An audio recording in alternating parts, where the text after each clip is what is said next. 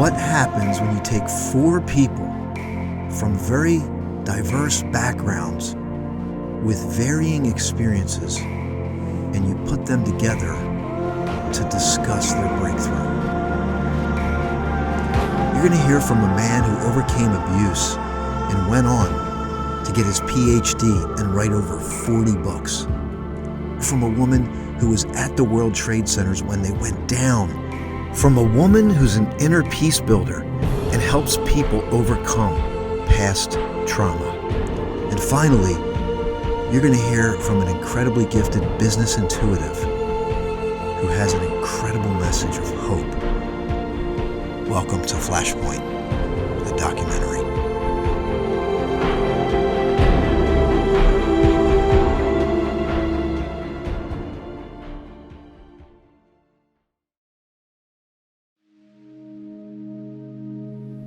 My name is Dr. Oliver T. Reed. I go by the writing coach. My name is Julie Gandy Torres. I've been in the wellness field for just about 22, 23 years now. My name is Dana Lynn Banks. I am an aspiring author. My name is Marilyn Morales. I'm a registered nurse. I've been a nurse for over 30 years. My story is a story of a lot of mixed themes, I would say, for lack of a better word. Growing up abandoned as a child from my father, being estranged, to being raised in an inner city project with an abusive stepfather. Also being 18 years old, 19 years old, to having to deal and to overcome with depression, which was something in the African American community that we weren't taught. In 1995, Christmas Day, attempting to take my own life through a drug overdose. To moving on, to regaining my life, and then reconciling with my father later on in life, 9 months before he was murdered. And it has allowed me to write about it. I've actually written so many books because of the content in which life has created. Not that I'm just a great writer or prolific speaker, but I was able to take those things that had crushed me in life and recycle them. I was my sister's massage therapist when I was 7 and 8 years old. She was an athlete, and she would ask me to walk on her back. It always came natural to me, and I would work on my mom, I would work on my other sister, and I just wanted to always give comfort to people. I was starting out as a massage therapist, would lug my table to my client's home, set it up, and they would say, "Hey, fix me."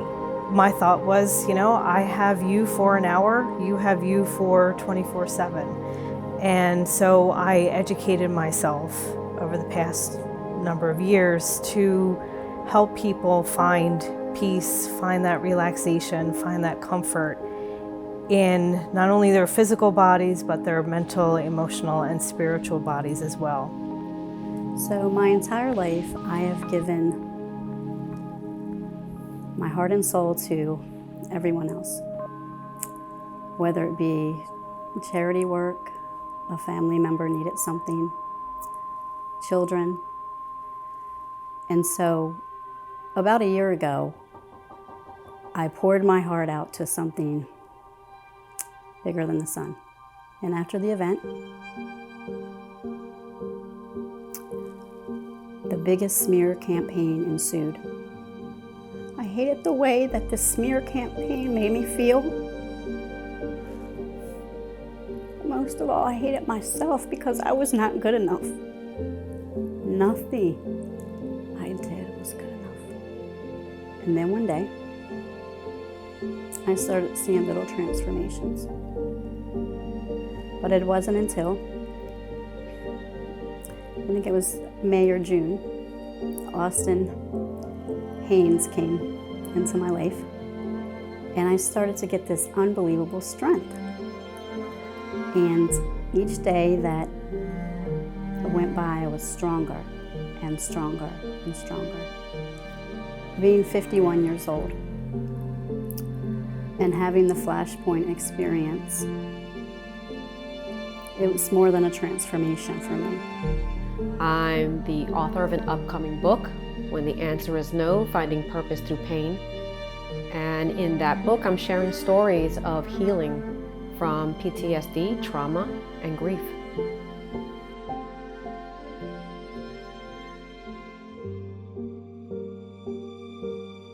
It was that moment, or a series of moments, when at 19 years old, I was growing up angry, dejected, feeling rejected, and holding all this anger inside about being abandoned. Like I said before, my father's first words to me was that I was not his child.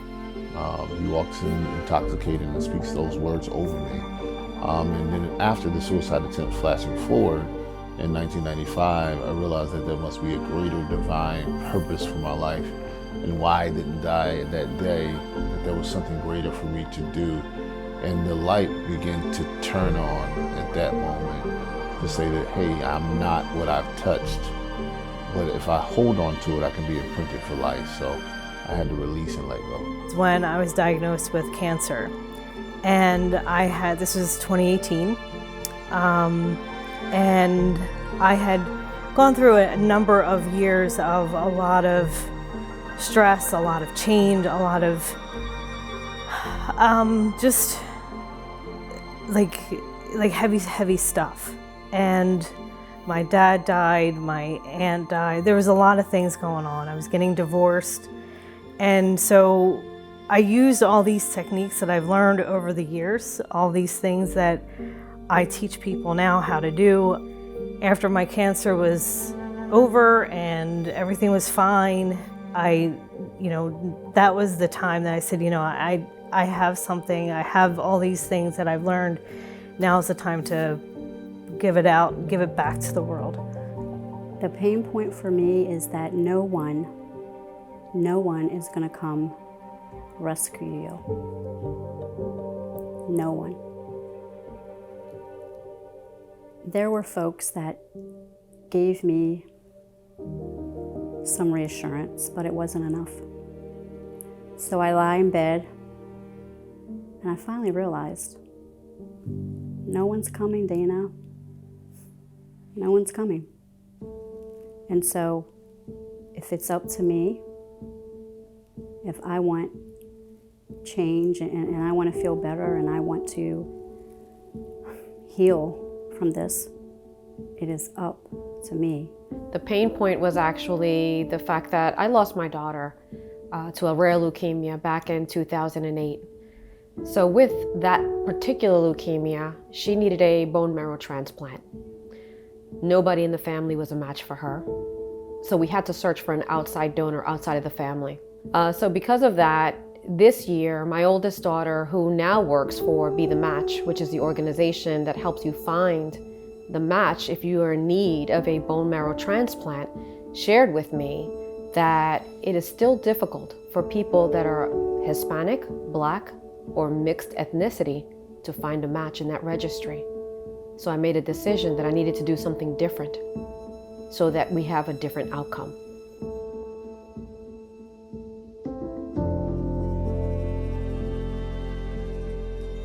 There was a moment when I really recognized that change was happening, when I was able to start to forgive my oppressors, forgiving those who had violently attacked me, like my stepfather, who had beat me endlessly throughout years, even so much so that I had to leave home and then return later on. And I could look at him and not have bitterness in my heart, but joy.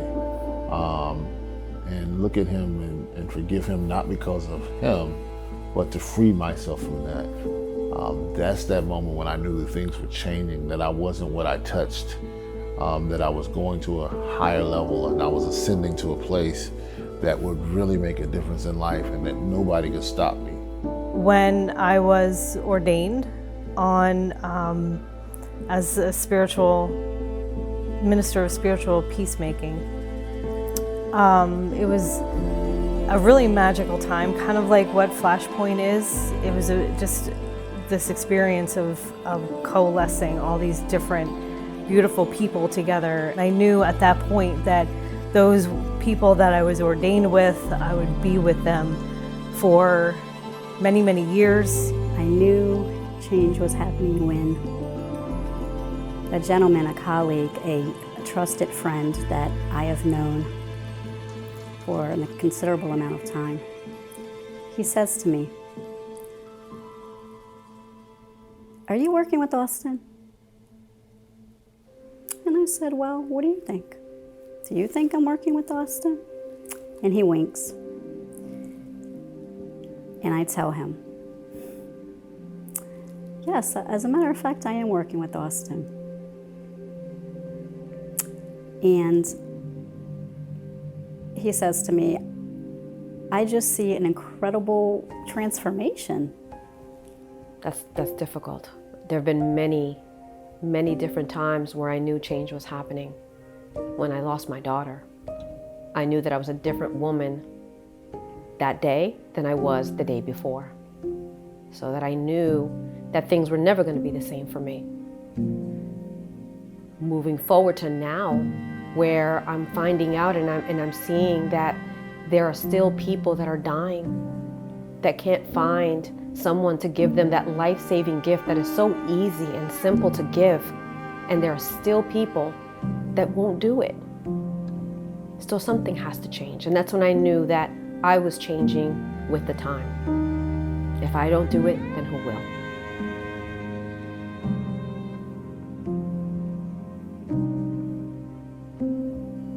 It would be that your greatest enemy is not without. It's not the environment. It's not where you come from or the culture. The greatest enemy that you will ever have is your inner me, the I-N-N-E-R, me. And if you can master those storms inside, it doesn't matter what comes on the outside. Everything's gonna be okay. Everything is gonna work out. There's gonna be some moments where you're gonna think that it's not worth it, that just to settle and to do the minimum to get by. But there's so much magic in the world. There's so much beauty in the world. And it's okay to thrive. It's okay to keep moving forward and to see the world exactly as you want it to be, because the world's going to catch up to you one of these days. Always trust your instinct. Your instinct is never wrong. Never, ever, ever doubt your gut feeling. Never, ever allow what is truth to be minimized. Stay strong. You're gonna make it.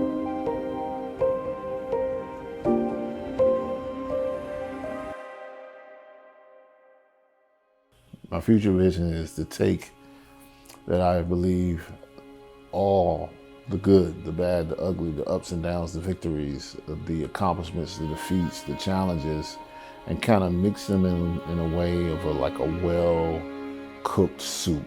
You ever think about soup? Soup is simmers and it has all these different ingredients together, so the bitter, the sweet, and let it simmer, let it kind of congeal together, and recycle those moments and be able to bring people across to help them, to inspire them, to take them to a different level. And they can look at me and say, hey, if Oliver can do it, I can do it too. So just being that prototype to see that, hey, you're not what you touched, but you are imprinted by what you hold on to.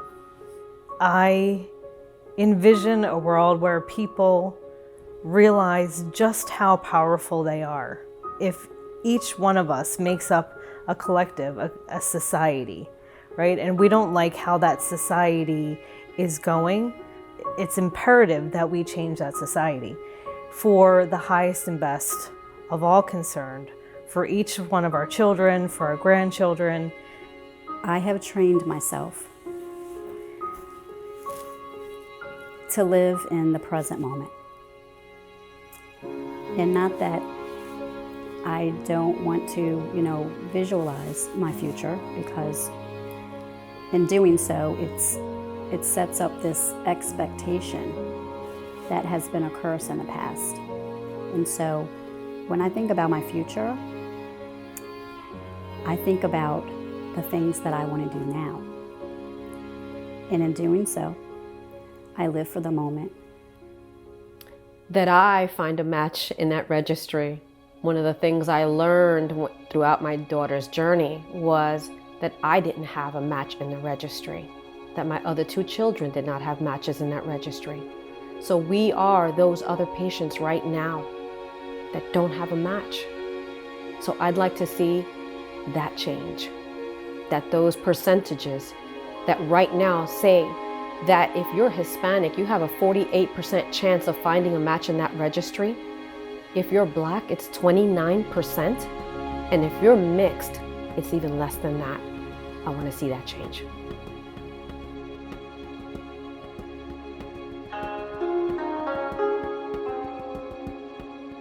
Well, I'm at Flashpoint because I couldn't do it on my own. It was almost like predestined, preordained at this particular pivotal point in my life to be at Flashpoint, a place where flash is happening, right? Where the lightning flashes, or the little light that flashes in the midst of the dark tunnel. And I believe that coming here and being a part of Flashpoints is that light that was kind of flickering in my tunnel that led me to being here this day around other individuals. And I realized that I'm not the only one who has a Flashpoint moment. This is why I'm here, to be present, to be available, and to move forward. I've been on many retreats. I've been many places around the world, had just a lot of really great experiences with different communities. The community that Austin J. Haynes is creating is something that is authentic, it's something that is intentional, and that you can be a part of on a consistent basis. This is something that a lot of people need, a lot of people want, they just don't know it's here yet, and it's here. I did not want to continue to live each and every day in doom and gloom and uncertainty. I truly know that there's so many people that can benefit, but you have to take that step. And that step, it's hard, but I assure you, with every fiber of my being, that if you take that leap, that jump, that leap of faith, if you will, Flashpoint will leave you speechless, positive, encouraged, healed, and motivated like never before. I'm here because I want to help people to heal. I want to heal. I want to be different. I want to be more productive. And I think anybody that comes here is going to find that same thing, their breakthrough.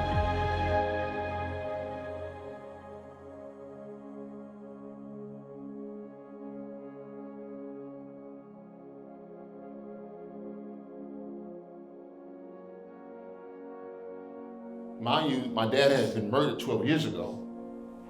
He was murdered by juveniles. None of them done any time. All of them didn't spend a day in prison. They all got out by the laws of Louisiana. And I sat there in my chair and I felt an inner voice, that God's voice inside of me, doctor. And God began to tell me something. You know what powerful he told me? He said, you know why I made you a writer and not a carpenter and not an architect? He said, because you can't build your dad a house right now. I didn't make you a cook. You can't cook him a meal. I didn't make you an investor. He said, but I gave you something. Two things. I gave you a voice and I gave you a pen. Flashpoint 2.0. He said, so your job as living now is to place honor on that gave you dishonor. And you're gonna go tell not only your dad's story, but you're gonna tell the stories for those that do not have a voice. But what I'm gonna talk about today is my book, because I don't give my book enough love. I really don't. So, take your pens and write down DanaLynnBanks.com. That's DanaLynnBanks.com. And so there you will find an amazing story about how my book came about. 11 years in the making. The postcard, pennies, and a promise. So we're talking about breakthroughs. We're talking about that inner voice. I call it answering the call. I'm answering the call to action, right? Today we are here. We are answering the call. Every single one of you is answering the call. And what is that call telling us? Be free. Be present. Move forward. And I think what this weekend has been about is taking off, becoming aware of all those things that have been holding us back, been covering our light, right? So the work is just about that. It's about getting that awareness of what it is that's covering your light. So who are you? Who are you right now? What are you? Pure light. Right now, each and every one of you are pure light.